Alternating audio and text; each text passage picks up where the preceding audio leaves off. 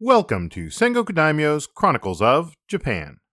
My name is Joshua, and this is episode 122, Journey to the West, Part 3. The courtyard at Nalanda was quiet. Although hundreds of people were crowded in, trying to hear what was being said, they were all doing their best to be silent and still. Only the wind or an errant bird dared speak up. The master's voice may not have been what it once was. He was definitely getting on in years. But Silabhadra's mind was as sharp as ever. At the front of the crowd was a relatively young face from a far-off land. Xuanzang had made it to the greatest center of learning in the world, and he had been accepted as a student of perhaps the greatest sage of his era. Here he was receiving lessons on some of the deepest teachings of the Mahayana Buddhist sect, the very thing he had come to learn and bring home. As he watched and listened with rapt attention, the ancient teacher began to speak. So for the last two episodes, and continuing with this one, we have been covering the travels of the monk Xuanzang in the early 7th century, starting around 629 and concluding in 645. Born during the Sui dynasty, Xuanzang felt that the translations of the Buddhist sutras available in China were insufficient. Many of them had been made long ago, and often were translations of translations. Xuanzang decided to travel to India in the hopes of getting copies in the original language, in Sanskrit, to provide more accurate translations of the scriptures, particularly the Mahayana scriptures. His own accounts of his journeys, even if drawn from his memory years afterwards, provide some of our most detailed contemporary evidence of the Silk Road and the people and places along the way. After he returned, he got to work on his translations and became quite famous. Several of the Japanese students of Buddhism who traveled to the Tang dynasty in the 650s studied under him directly and brought his teachings back to Japan with them. His school of Fashang Buddhism became known in Japan as the Hosso sect and was quite popular during the 7th and 8th centuries. Xuanzang himself, known as Genjo in Japan, would continue to be venerated as an important monk in the history of Buddhism, and his travels would eventually be popularized in fantastic ways across East Asia. Over the last couple of episodes, we talked about Xuanzang's illegal and harrowing departure from the Tang Empire, where he had to sneak across the border into the deserts of the western regions. We then covered his time traveling from Gaochang to Suyab and down to Balkh in modern Afghanistan. This was all territory under the at least nominal control of the Gokturk Empire. From Balkh, he traveled to Bamyan and then on to Kapisa, north of modern Kabul. However, after Kapisa, Xuanzang was finally entering into the northern territories of what he knew as India, or Tianzhi. Here I would note that I'm using India to refer not to a single country, but to the entirety of the Indian subcontinent, and most of the various kingdoms there, including areas now part of the modern countries of Afghanistan, Pakistan, and Bangladesh. Sri Lanka, by the way, was apparently excluded from India and considered a different area, according to Xuanzang's own records. Now, the Sinitic characters used to denote this region are pronounced today as Tianzhu, with a rough meaning of center of heaven, but it is likely that these characters were originally pronounced in such a way that the name likely came from terms like Sindhu or Induka, and this is related to the name of the Sind or Indus River from which India gets its name. Xuanzang's record of the western regions notes that the proper pronunciation of the land should be Indu. In Japan, this term was transmitted through the Sinitic characters, or kanji, and pronounced as Tenjiku. Since it featured so prominently in the stories of the life of the Buddha and many of the Buddhist sutras, Tenjiku was known to the people of the Japanese archipelago as a far-off place that was both real and fantastical. In the 12th century, over 1,000 stories were captured for the Konjaku Monogatari-shu, or the collection of tales old and new, which is divided up into tales from Japan, China, and India. In the famous 9th or 10th century story Taketori Monogatari, or the Bamboo Cutter's Tale about Princess Kaguya Hime, one of the tasks the princess sets to her suitors is to go to India to find the begging bowl of the Buddha. Records like those produced by Xuanzang and his fellow monks, along with the stories in the sutras, likely provided the majority of what people in the Japanese archipelago knew about India, at least to begin with. Now, Xuanzang talks about the land of India as being divided into 5 distinct parts, roughly the north, south, east, west, and center. He notes that the 3 sides face the sea and that the snow mountains, aka the Himalayas, are in the north. It is, he says, wide in the north and narrow in the south, in the shape of a crescent moon. Certainly, the wide in the north and narrow in the south fit the subcontinent accurately enough, and it is largely surrounded by the waters that we know as the Indian Ocean to the west, the east, and the south. The note about the crescent moon might be driven by Xuanzang's understanding of a false etymology for the term Indus, which he claims comes from the word for moon. Rather, this term appears to refer to the Indus River, also known as the Sind or Sindus, and that word comes from an ancient word meaning something like river or stream, so river. Now, Xuanzang also notes that the people of the land were divided into castes, with the Brahmin caste at the top of the social hierarchy. The land was further divided into approximately 70 different countries, at least according to his accounts. This is known broadly as the early medieval period in India, in which the region was divided into different kingdoms and empires that rose and fell across the subcontinent, with a total size roughly equivalent to that covered by the countries of the modern European Union. Just like Europe, there were many different polities and different languages spoken across the land, but just as Latin was the common language in Europe due to its use in Christianity, Sanskrit was the scholarly and religious language in much of India, and could also be used as a bridge language. Presumably, Xuanzang understood Sanskrit, at least enough to some extent, as a Buddhist monk. And just a quick note, all of this was before the introduction of Islam, though there were other religions also practiced throughout the subcontinent. Xuanzang, though, was primarily focused on his Buddhist studies. Xuanzang describes India as having 3 distinct seasons: the hot season, the rainy season, and the cold season, in that order. Each of these were 4-month-long periods, and even today the cycle of the monsoon rains is a major impact on the life of people in South Asia. During the rainy season, the monks themselves would retreat back to their monasteries and cease their wanderings about the countryside. This tradition, called Vasa, is still a central practice in many Theravada Buddhist societies such as Thailand and Laos, even today, where they likewise experience this kind of intensely wet monsoon season. Xuanzang goes on to give an in-depth analysis of the people and customs of the Indian subcontinent as he traveled from country to country.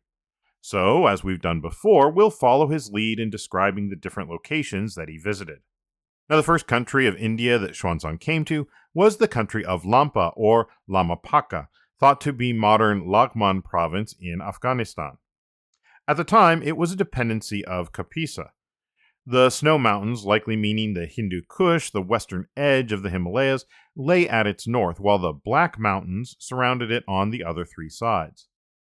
Xuanzang mentions how the people of Lampa grow non-glutinous rice, likely something similar to basmati rice, which is more prevalent in South Asian cuisine as compared to the glutinous rice more used in East Asia. From Lampa, he headed to Nagarahara, likely referring to a site near the Kabul River associated with the ruins of a stupa called Nagara Gundi, about 4 kilometers west of modern Jalalabad, Afghanistan. This was another vassal city-state of Kapisa. They were still Mahayana Buddhists, but there were other religions as well, which Xuanzang refers to as heretical. Now, I'm not always entirely sure what he means by this, though it seems he's often talking about really any religion focusing on the other gods that was not Buddhist, often Indian religions that did not accept Buddha as the enlightened being. He does say that many of the stupas there were dilapidated and in pretty poor condition. Xuanzang was now entering areas where he likely believed the historical Buddha had once walked. In fact, Lampa was perhaps the extent of historical Buddhist travels according to the stories and the sutras, though this seems unlikely to have been actually true. The most plausible locations for the historical Buddhist pilgrimages were along the Ganges River, which was on the other side of the subcontinent, flowing east toward modern Kolkata and the Bengal Bay. However, as Buddhism spread, so too did stories of the Buddhist travels. And so, as far as Xuanzang was concerned, he was following in the footsteps of the Buddha. Speaking of which, at Nagarahara, Xuanzang mentions footprints of the Buddha. This is a Buddhist tradition found in many places. Xuanzang claims that the Tathagata, the enlightened one or the Buddha, would fly because when he walked, the land itself shook. Footprint shapes in rock could be said to be evidence of the Buddha's travels, the places where he alighted on the ground. Today, in many Buddhist areas, you can find footprints carved into rock conforming to stories about the Buddha, such as all the toes being of the same length or other various signs. Now, these may have started out as natural depressions in the rock or pieces of artwork, but they were believed by many to be the actual point at which the Buddha himself touched down. There are famous examples of these footprints in Sri Lanka, Thailand, and in China.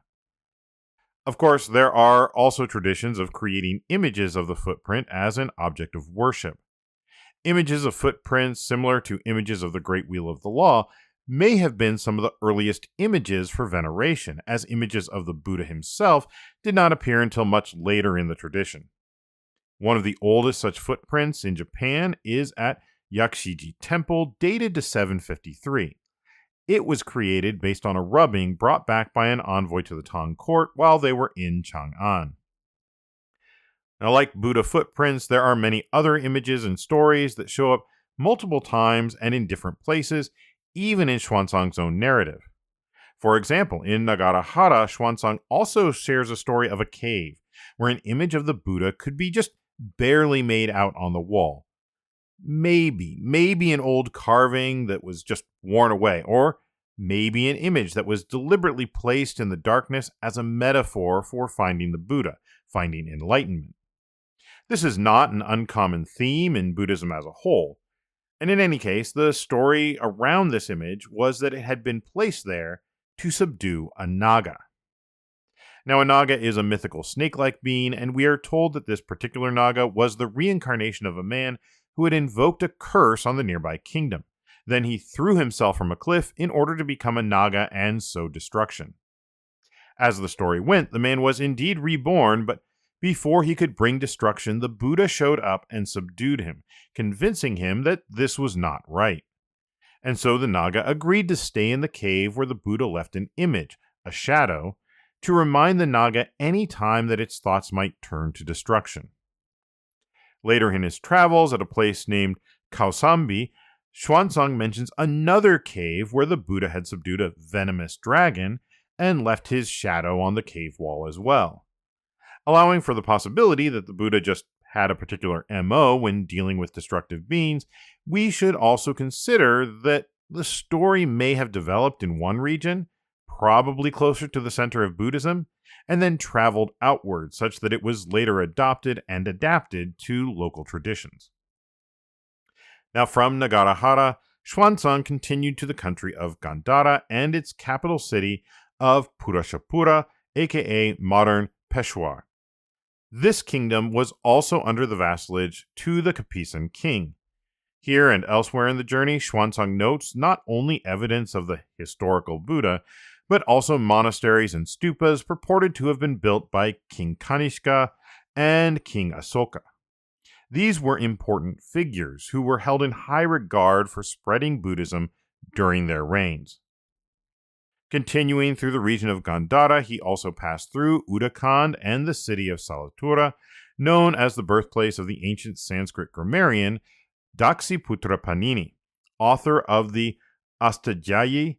This is the oldest surviving description of classical Sanskrit and used grammatical and other concepts that wouldn't be introduced into Western linguistics for eons.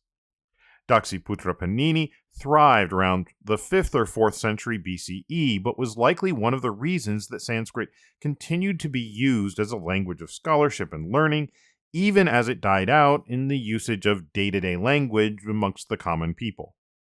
His works and legacy would have been invaluable to translators like Xuanzang in understanding and translating from Sanskrit. Xuanzang continued on his journey to Kashmira, situated in the Kashmir Valley. The valley sits between the modern states of Pakistan and India, and its ownership is actively disputed by each. It is the namesake of the famous Kashmir wool from the winter coats of a particular type of goat that was bred in the mountainous regions. The winter coat would be made of soft, downy fibers and would naturally fall out in the spring, which the goat herds harvested and made into an extremely fine wool. In the 7th century and earlier, however, the region was known not as much for its wool as far as we can tell, or at least according to Xuanzang, but rather as a center for Hindu and Buddhist studies. Xuanzang ended up spending 2 years in Kashmira, studying with the teachers there. Eventually, though, he did continue on, passing through the country of Rajpura and continuing on to Taka and the city of Sakala, that's modern Sialkot in the Punjab region of modern Pakistan. Leaving Sakala, he was traveling with a group when suddenly disaster struck, and they were accosted by a group of bandits. The bandits took the clothes and money of Xuanzang and those with him, and then they drove the group into a dry pond in an attempt to corral them while they figured out just what they were going to do, presumably meaning they intended to kill them all, leave no witnesses. Fortunately for the group, there was a water drain at the southern edge of the pond. It was hidden by brush, but it was large enough for just a single person to pass through. Xuanzang and one other went through the gap, and they were able to escape to a nearby village. Once they got there, they told the people what had happened, and the villagers quickly gathered weapons and ran out to confront the brigands, who saw a large group coming and ran away. Thus, they were able to rescue the rest of Xuanzang's traveling companions. Xuanzang's companions, however, were devastated. They had lost all of their possessions. Xuanzang comforted them, though. After all, they still had their lives. By this time, Xuanzang had certainly seen his fair share of life and death problems along the road. And so, they continued on, still in the country of Taka, to the next great city. There, they met a Brahmin, and once they told him what had happened, he started marshaling the forces of the city on their behalf. During Xuanzang's stay in Kashmira, he had built a reputation, and people knew of the quote-unquote Chinese monk. And even though the people in this region were not necessarily Buddhist, many were heretics, likely referring to those of various Hindu faiths, the people responded to this pre-internet GoFundMe request with incredible generosity. They brought Xuanzang food and cloth to make into suits of clothes. Xuanzang distributed this to his travel companions and ended up still having enough cloth for 50 suits of clothes for himself. He stayed at that city for another month. It's odd they don't seem to mention the name of this location, and perhaps there's something unspeakable about it. Still, it seems that they were quite generous, even if they were heretics, according to Xuanzang. From the country of Taka, he next proceeded to the kingdom of Chinabukti, where he spent 14 months, just over a year, studying with the monks there. Once he had learned what he could, he proceeded onwards, passing through several countries in northern India, until he came to the headwaters of the sacred Ganges River. The Indus and Ganges rivers are in many ways similar to the Yellow River and the Yangtze, at least in regards to their importance to the people of India. However, whereas the Yellow River and Yangtze both flow east toward the Pacific Ocean, the Indus and Ganges flow in opposite directions. The Indus flows southwest from the Himalayas down through modern India into modern Pakistan, emptying into the western Indian Ocean. The Ganges flows east along the base of the Himalayas and enters the eastern Indian Ocean at Kolkata. At the headwaters of the Ganges, Xuanzang found a Buddhist monk named Jayagupta and chose to spend the winter and half of the following spring listening to his sermons and learning at his feet. From there, Xuanzang continued his travels and ended up being summoned by King Harshavardhana of Kanyakubja, known today as the modern city of Kannauj. Harshavardhana ruled an immense state that covered much of the territory around the sacred Ganges River. As word of this strange monk from a far-off land reached him, the king wanted to see him for himself. Xuanzang stayed in Kannauj for 3 months, completing his studies of the Vibhasta Shastra, aka the Abhidharma Mahavibhastra Shastra, known in Japanese as the Abhidatsuma Daibibasharon, or just the Daibibasharon or Basharon, with the latter two terms referring specifically to the translations that Xuanzang himself performed and brought back. Now, this work is not a sutra per se, but rather an encyclopedic work that attempted to speak on all of the various doctrinal issues of its day. It's thought to have been authored around 150 CE and was influential in the Buddhist teachings of Kashmira when that was a center of orthodoxy at the time. This is what Xuanzang had started studying, and it seems like in Kannauj he was finally able to grasp everything he felt he needed to know in order to effectively translate it and teach it when he returned.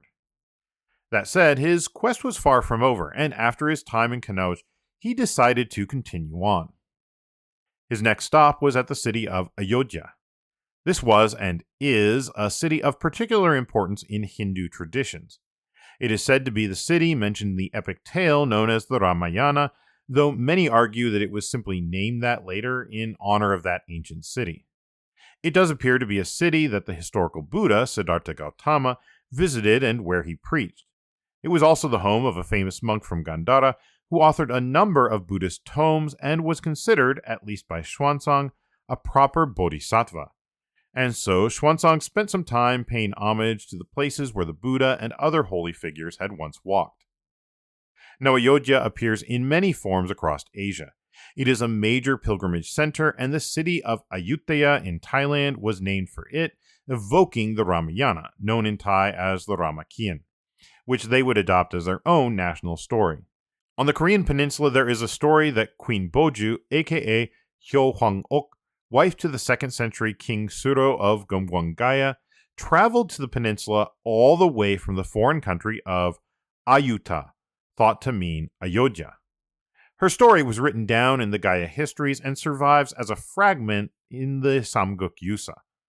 Members of the Gimhae Kim, Gimhae Hyo, and Incheon-yi clans all trace their lineage back to her and King Suro. From Ayodhya, Xuanzang took a trip down the Ganges River. The boat was packed to bursting with some 80 other travelers, and as they traveled toward a particularly heavily forested area, they were set upon by bandits who rowed their ships out from hiding in the trees and forced the travelers to the shore. There, the bandits made all the travelers strip down and take off their clothing so that the bandits could search for gold or valuables.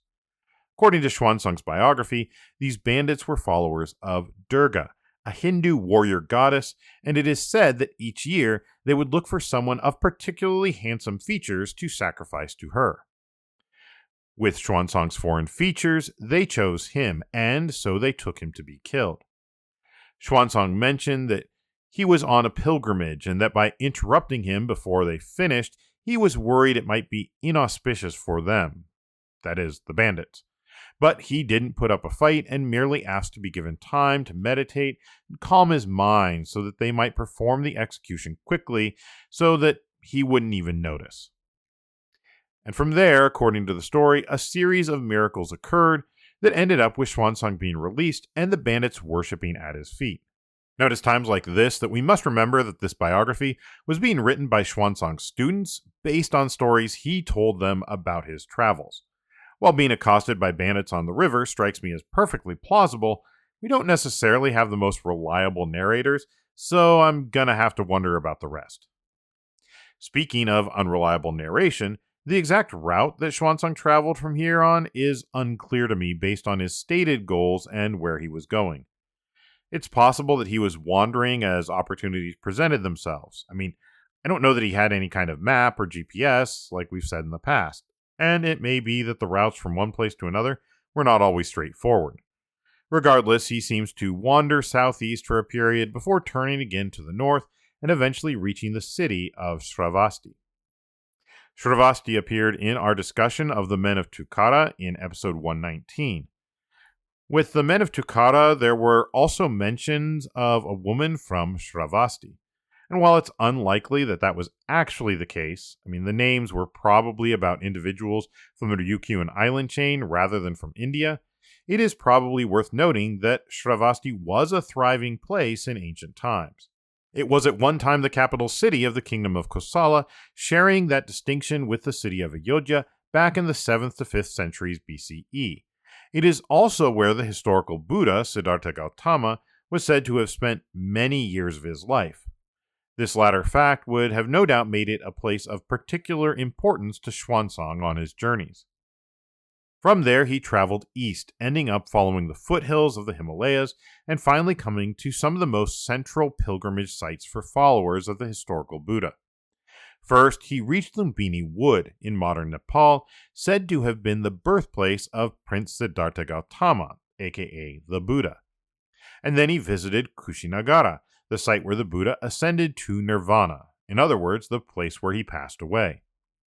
From there, he traveled to Varanasi and the Deer Park Monastery, at the place where the Buddha is said to have given some of his most famous sermons. He even visited the Bodhi tree, the tree under which Siddhartha Gautama is said to have attained enlightenment. He spent 8 or 9 days there at Bodh Gaya, and word must have spread about his arrival because several monks from the eminent Nalanda monastery called upon him and asked him to come to the monastery with them. Nalanda Monastery was about 80 kilometers from Bodh Gaya.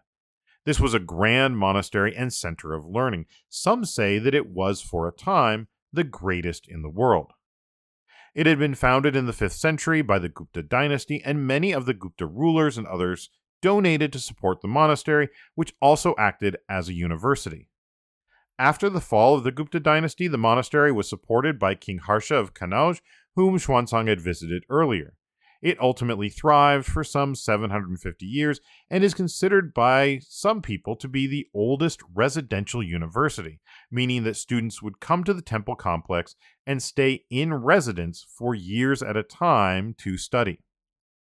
According to Xuanzang, Nalanda hosted some 10,000 monks, including hosts and guests. They didn't only study Buddhist teachings, but also logic, grammar, medicine, and divination. Lectures were given at more than 100 separate places or classrooms every day. It was at Nalanda that Xuanzang would meet the teacher, Silabhadra, who was known there as the Right Dharma Store. Xuanzang requested that he be allowed to study the Yogacara Bhumi Shastra, the Yuga Shijiron in Japanese. This is the work that Xuanzang is said to have been most interested in, and one of the works that he is credited with bringing back in one of the first full translations to the Tang Dynasty and from there to others in East Asia. It is an encyclopedic work dedicated to the various forms of Yogacara practice, which focuses on the mental disciplines and includes yoga and meditation practices. It has a huge influence on nearly all Mahayana schools, including things like the famous Zen and Pure Land schools of Buddhism. The Yogacara Bhumi Shastra is the earliest such encyclopedic work compiled between the 3rd and 5th centuries. So, even if the monk Fashan had brought back portions, it was probably not in its final form, or at least not the final form that Xuanzang was able to access. Silabhadra, for his part, was an ancient teacher. Some put his age at 106 years, and his son is said to have been in his 70s. He was one of the few at Nalanda who supposedly knew all of the various texts that they had at the monastery, including the Yogacara Bhumi Shastra. Xuanzang seems to have been quite pleased to study under him. Now, Xuanzang stayed at the house of Silabhadra's son, Buddhabhadra, and they welcomed him with entertainment that lasted 7 days. We're then told that he was given his own lodgings, a stipend of spices, incense, rice, oil, butter, and milk, along with a servant and a Brahmin to serve him. As a visiting monk, he was not responsible for the normal monastic duties, instead being expected to spend the time in study. When going out, he was carried around by an elephant. This was certainly the royal treatment. Xuanzang's life at Nalanda wasn't all books. South of the monastery was the old city of Rajagra, the old capital of the kingdom of Magadha. This is where the ancient Gupta kings had once lived, and on occasional breaks from his studies, Xuanzang would venture out to see the various holy sites.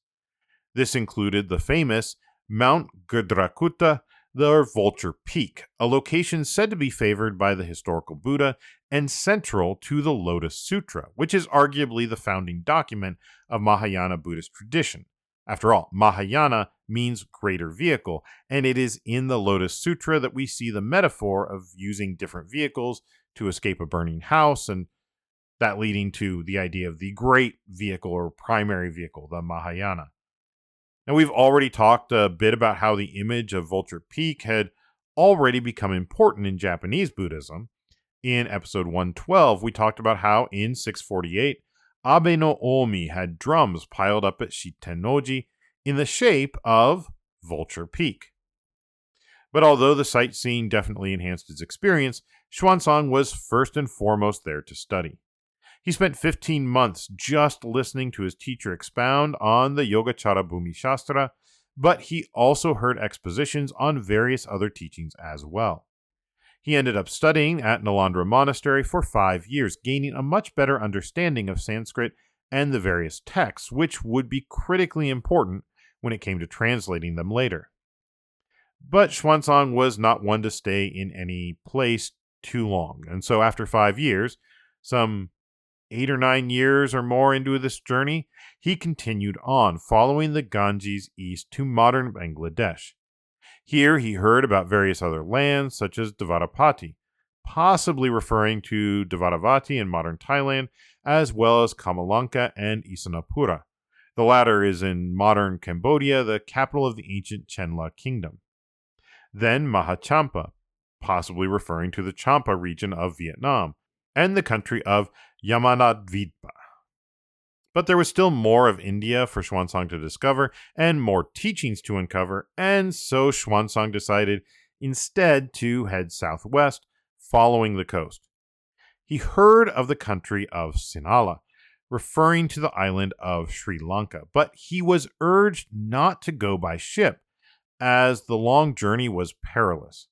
Instead, he could stay on relatively dry land and head down to the southern tip of the subcontinent and then make a quick hop from there across to the island. He traveled a long distance all the way down to Kanchipuram, the seat of the Pallava dynasty near modern-day Chennai.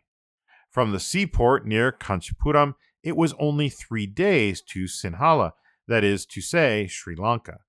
But before he could set out, he met a group of monks who had just arrived. They told him that the king of Sinhala had died, and that there was a great famine and civil disturbances. So they had fled with some 300 other monks from Sri Lanka to the mainland. Xuanzang eventually decided not to make the journey, but he did talk to the monks and gathered information on the lands to the south, on Sri Lanka, and on the islands south of that, by which I suspect he may have meant the Maldives. While Sri Lanka is an area of importance to Buddhist scholarship, particularly to the Theravada schools, this likely did not impress Xuanzang as much, and indeed he seemed to feel that his studies in Nalanda had more than provided him what he needed. Sri Lanka, however, is the source of the Pali Canon, one of the most complete early canons of Buddhism, which had a huge influence on Theravada Buddhism in Southeast Asia and elsewhere. So Xuanzang took plenty of notes, but decided to forego the ocean voyage and headed northwest instead. He traveled across the breadth of India to Gujarat, and then turned back east, returning to pay respects once more to his teacher in Nalanda.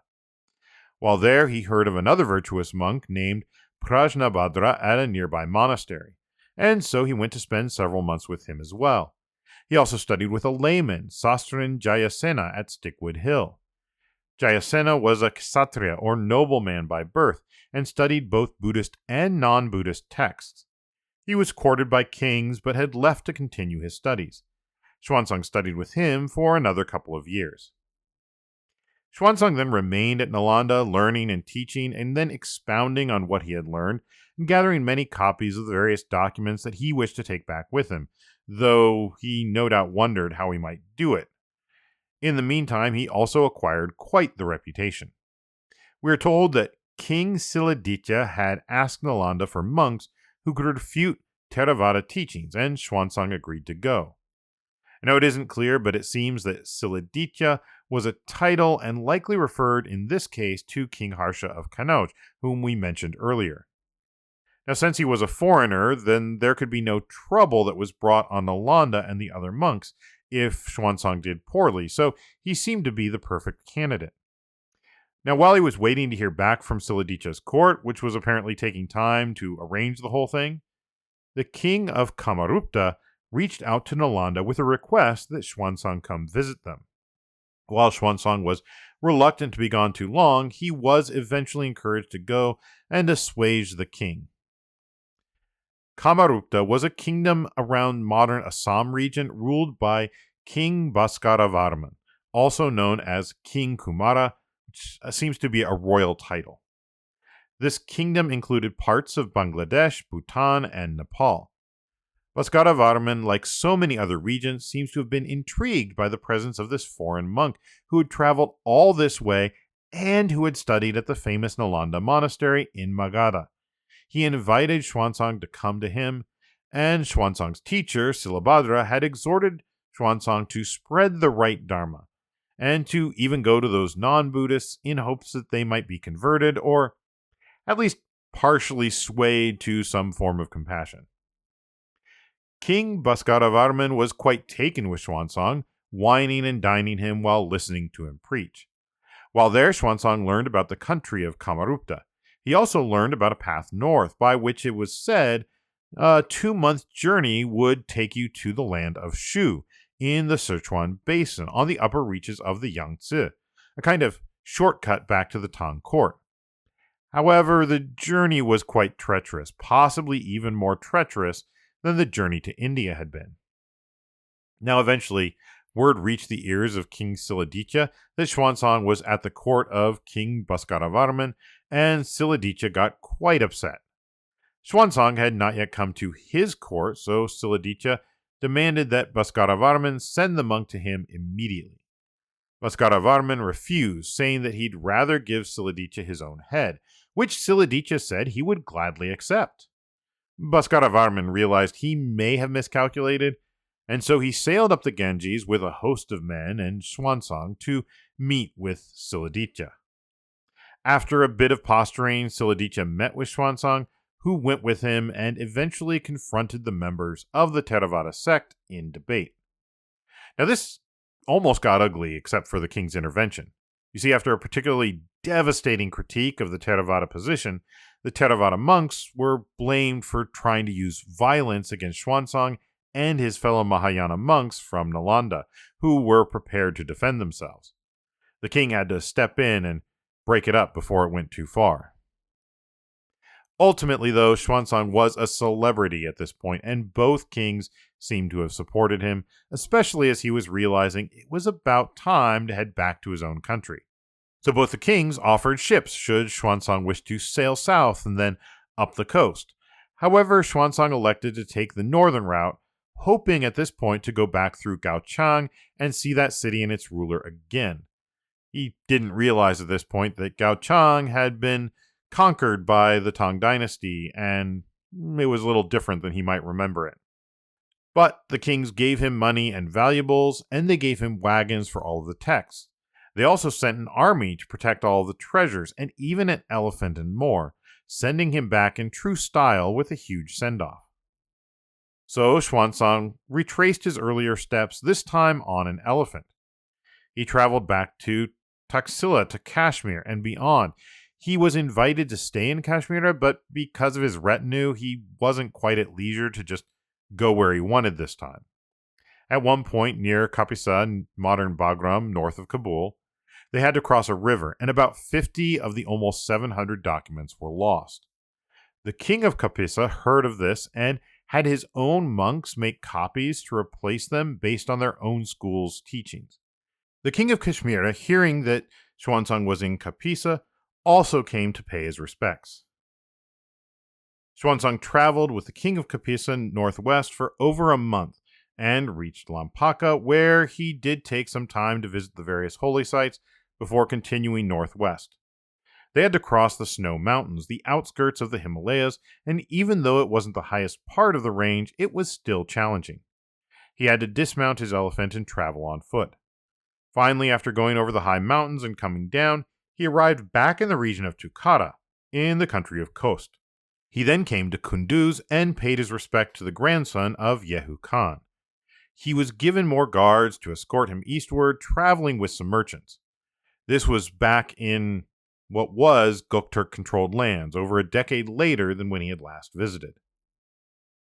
He continued east to Badakhshan, stopping there for a month because of the cold weather and the snow, and he eventually traveled through the regions of Tukhara and then over the Pamir Range.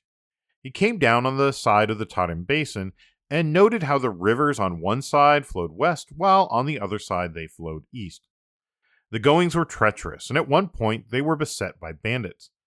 Though he and the documents were safe, his elephant panicked and fled into the river and drowned.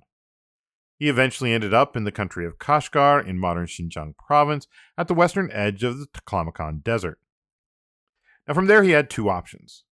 He could go north and hug the southern edge of the Tian Shan Mountains, or he could stay to the south along the northern edge of the Himalayan range and the Tibetan Plateau. He chose to use the southern route. He traveled through Khotan, a land of wool and carpets. This was a major trade kingdom, and they also grew mulberry trees for silkworms and were known for their jade. The king himself heard of Xuanzang and welcomed him, as many others had done. While he was staying at the Khotanese capital, Xuanzang penned a letter to the Tang court, letting them know of his journeys and that he was returning.